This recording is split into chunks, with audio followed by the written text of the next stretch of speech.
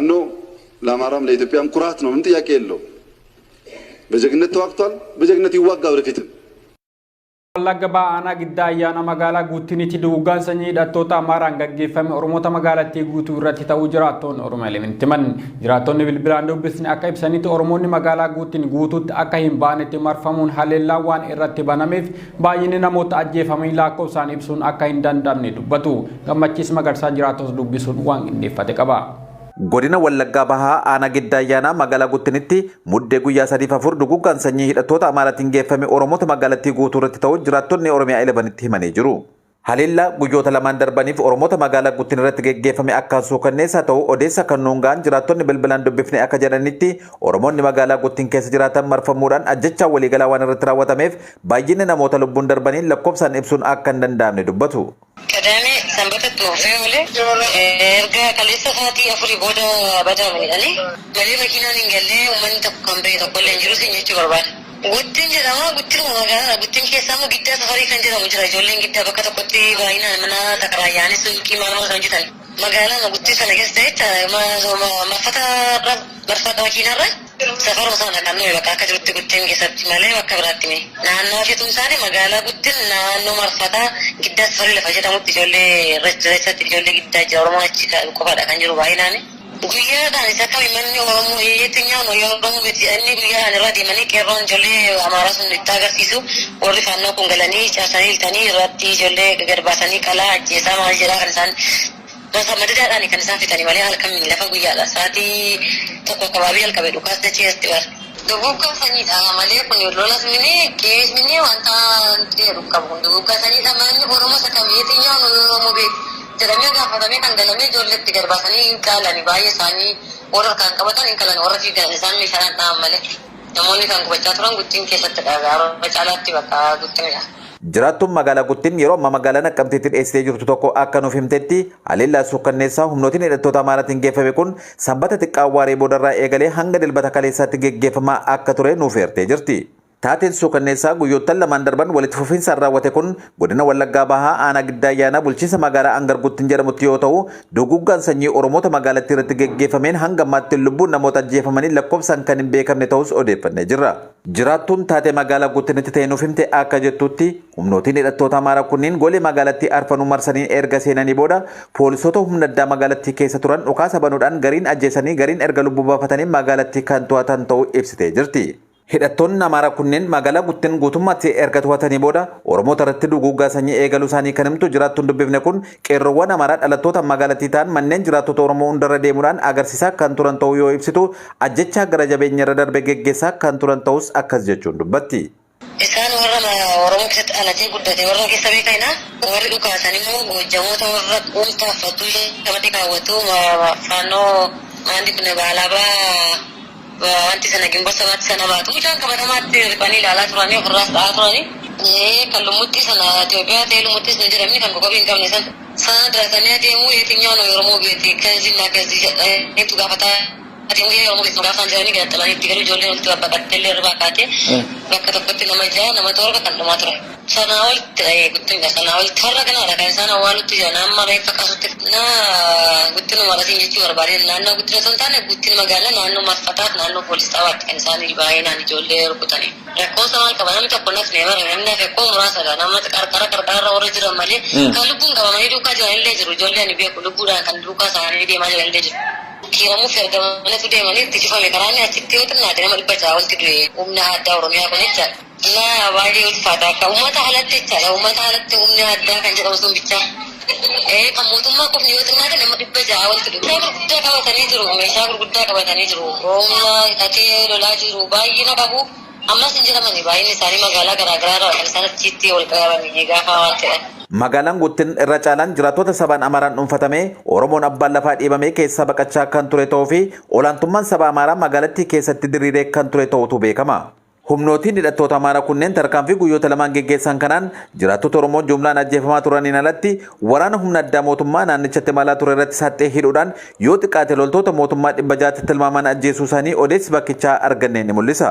Dugugga sanyii guyyoota lamaan geggeeffamee tureen kanneen qarqara magaalaa jiraataniin alatti Oromoonni magaalaa Guttiin keessa jiraatan guutummaa guutuutti ajjeefamaa turuu kan nuuf himan jiraattonni bakkichaa odeeffanne kun humni hidhattoota Amaaraa kun naannichatti bakka leenjii waraanaa guddaa fi humna of ijaare kan qabu ta'us dubbatanii jiru.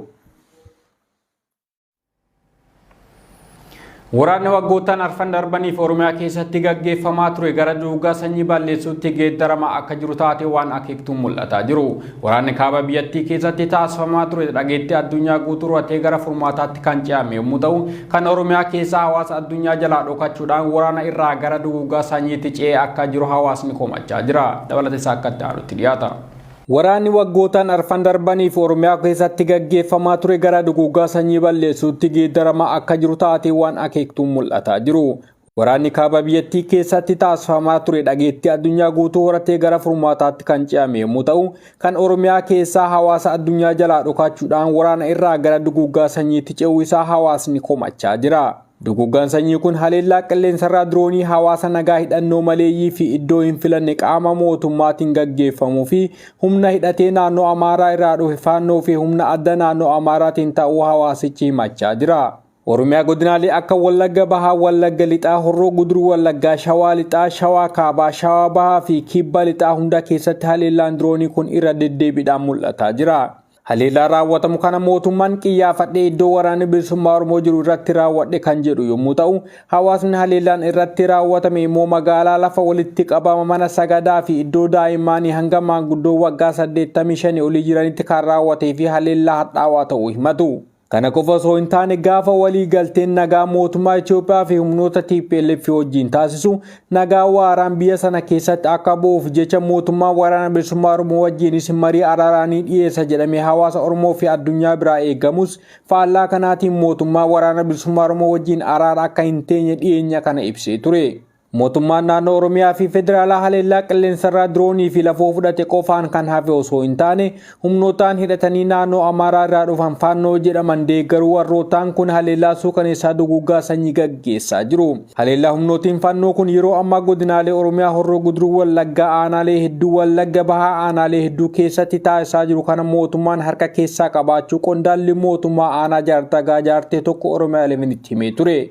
Gaafa humnootii faannoo jedhaman kanaan magaalaan guddoon aanaa jaartagaa jaartee Aliiboon abiddaan barbadooftee fi lubbuun namootaan hedduu lafarraa duguugaman qondaalli kun akka jedhanitti raayyaan ittisa biyyaa fi humnootiin faannoo kun tasaa walitti dhufnaan nuudha warruma mootummaati waliin jechuudhaan walgaggeessaa badii kana raawwachaa akka turanis himee ture. Haleellaa hamma kana ga'u raawwachuun lubbuun namootaa meeqaa darbee magaalaan guddittiin aanaa tokko hamma barbadaa'u qaamni mootummaa naannoo Oromiyaas ta'e federaalaa waan dubbate hin qabu.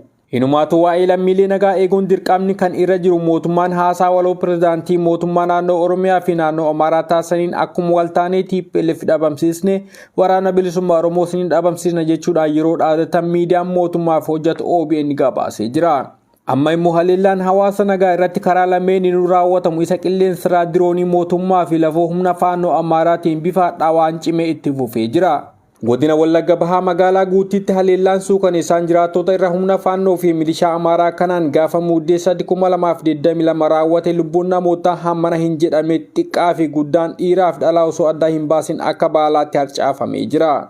Kaayyoon lola kanaan mootummaadhaaf waraana bilisummaa Oromoo balleessuu yommuu ta'u, finxaaleeyyii Amaaraaf immoo babal'ifannaa daangaa fi Oromoo lafarraa balleessuu akka ta'etti akka hubatan hawaasi yeroo garaagaraatti himataa jira. Achuma Wallagga Bahaa aanaa Kiraamuu haleellaa wal fakkaataan humnoota kanaan torbaan darbe kana keessa gaggeeffamaa kan ture yommuu ta'u, bulchaan aanaa Kiraamuu Oromiyaa 11 dubbisuudhaaf yaala ofiiyyuu rakkoo keessa jiraachuu fi dubbachuu akka hin dandeenye simee ture. Torbaan darbe waajjirri koominikeeshinii aanaa Giddaa ayyaana aanaa Kiraamuu gandoota aanichaa 19 keessaa namoonni guutumaa guututti buqqaanii akka jiranii fi magaalaa ayyaanaa qubatanii akka jiran kaasuudhaan magaalaan ayyaanaa buqqaatota humnaa olii keessummeessuudhaan miidhamaa akka jirtus ibsanii turan.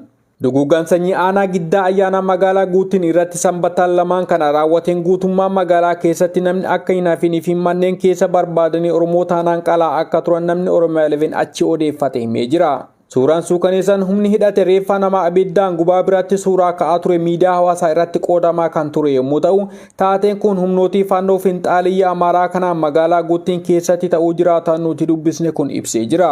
Humnootiin finxaaliyyaa Amaaraa kun sadarkaa poolisii Oromiyaa fi humna addaa naannoo Oromiyaa irra darbanii isaanii fi hawaasa magaalaa guutiin kana guutumaa guututti duguuggaa sanyii kana irratti akka raawwatanis namni kun ibsee jira. Duguuggaan sanyii sanbataan lamaan darbe kanaa fi kana duras humnootii kanaan hawaasa qulqulluu irratti raawwatamaa jiru kanaaf dirqama lammiilee tiksuu kan qabu mootummaan hanga ammaatti homaa hin dubbanne. Duguuggaa sanyii dhiyeenya kan Oromoo irratti raawwatamaa jiru Koomishiniin Mirgoota Namummaa Itoophiyaa, Koomishiniin Mirgoota Namummaa Itoophiyaa idil addunyaa miidiyaaleen biyya keessaa akkasumas immoo hawaasa addunyaa jalaa dhokachuun isaa akka rakkoo biraa tokkotti ilaalamaa jira. Mootummaan Itoophiyaa rakkoo nageenya biyyattii keessa jiru karaa mariidhaan furmaata barbaaduu qaba jedhanii waataa kan turan jaarmaaleen akka Adda Bilisummaa Oromoo fi Koongireesii Federaala Oromoo akkasumas immoo kanneen biroo yeroo ammaa kana calleessa filatanii jiru. Addunyaa kana irratti lolli iddoo kamittuu kan jiru yommuu ta'u nama jiratti ibiddaan gubuu fi ajjeesanii reeffa ibiddaan gubaa suuraa biratti ka'uun taateewwan addaa biyya Itoophiyaa kana keessatti waggootaan arfan darban kana irra deddeebiidhaan mul'ataa jiranidha. Rakkoon akka lola kaaba biyyattiitti xiyyeeffannoo addunyaa dhabe kun taatee kana dura ta'amee hin beekne rakkoo ulfaataa Oromiyaan keessummeessaa jirti. Ajjeechaan jollaa saamichi haleellaan buqqaatii fi badiin raawwatamaa jiru Wallagga biyya bunaa magariisa taatee fi hawaasa baratee horateef dirree waraanaa ta'us agarsiisee jira. Kun kan agarsiisu lubbuun namaa biyyattii keessatti hammam akka gatii dhabdee fi itti gaafatamni akka dhabame mul'isa. Onkoleessa darbe keessa Koomishiniin Mirgoota Namummaa Itoophiyaa haleellaa godinaalee Wallagga Bahaa fi Horroo Guduruutti raawwatamaa jiru walitti bu'iinsa sabootaa dhaluu danda'a jedhee ture. Haleellawwan aanaalee godina Wallagga Bahaa garaagaraa fi aanaa Umruu godina Horroo Guduruu keessatti yeroo adda addaa uumameen walumaa galatti namoonni 43 ol qeerraa buqqa'us gaafas beeksisee ture. Amma immoo miiliyoonotaan kan lakkaa'aman buqqa'uudhaan kumoota hedduun lubbuu isaanii dhabanii waldhabdichi gara sabaatti yookaan immoo siivil waariitti jijjiiramee mul'atee jira. Mootummaan tarkaanfii fudhachuu dhiisuu fi gama tokko dhaadhessee gargaaree kaan immoo yakkamaa godhee barbaadeessuun rakkoon kun hundaa akka dhalatuuf sababa ta'ee jira. Kana dura mana marii bakka bu'oota uummataa yaa'ii idilee 13ffaa irratti muummee ministeera Abiy Ahmad ji'ootaan lamaan darban keessatti miseensonni Adda Bilisummaa Oromoo shanee ittiin jedhaman 1000 ol ajjeefamuu fi hedduun booji'amuu himee faannoon immoo uummata Amaaraa fi Itoophiyaatiifis kabaja ta'uu fi jajamuu fi kabajamuu akka isaaniif malu dubbachuun isaanii yaadatama. ፋኖ ለአማራም ለኢትዮጵያም ኩራት ነው፣ ምን ጥያቄ የለው። በጀግነት ተዋግቷል፣ በጀግነት ይዋጋ ወደፊትም።